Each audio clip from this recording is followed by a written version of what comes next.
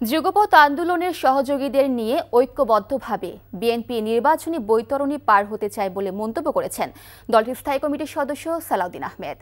আজ যুবদলের প্রতিষ্ঠা বার্ষিকী উপলক্ষে শহীদ রাষ্ট্রপতি জিয়াউর রহমানের মাজারে শ্রদ্ধা জ্ঞাপন শেষে সাংবাদিকদের কাছে তিনি এমন মন্তব্য করেন। সবার মাঝে বিদ্যমান ঐক্য যেন কোনোভাবে বিনষ্ট না হয় সেদিকে জোর দেওয়ার উপরও গুরুত্বারোপ করেন বিএনপির এই স্থায়ী কমিটির সদস্য।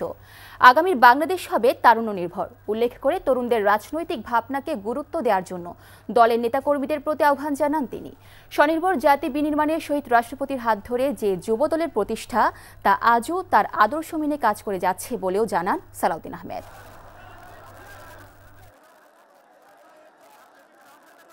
সকল যোগ্য প্রার্থীদের একাধিক যোগ্য প্রার্থীদের সাথে আমরা কথা বলেছি।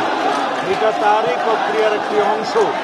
আমরা একই মেসেজ দিতে চাই যাতে আমাদের দলের ভিতরে ঐক্য থাকে, জাতির মধ্যে ঐক্য থাকে, যাদের সাথে আমরা যুগপৎ আন্দোলন করেছি এবং অন্যান্য একটা বৃহৎ জোটের জন্য আমরা চিন্তা করছি, সবাইকে নিয়ে ঐক্যবদ্ধভাবে যাতে আমরা আগামীতে এই নির্বাচনী বৈতরণী পার হতে পারি।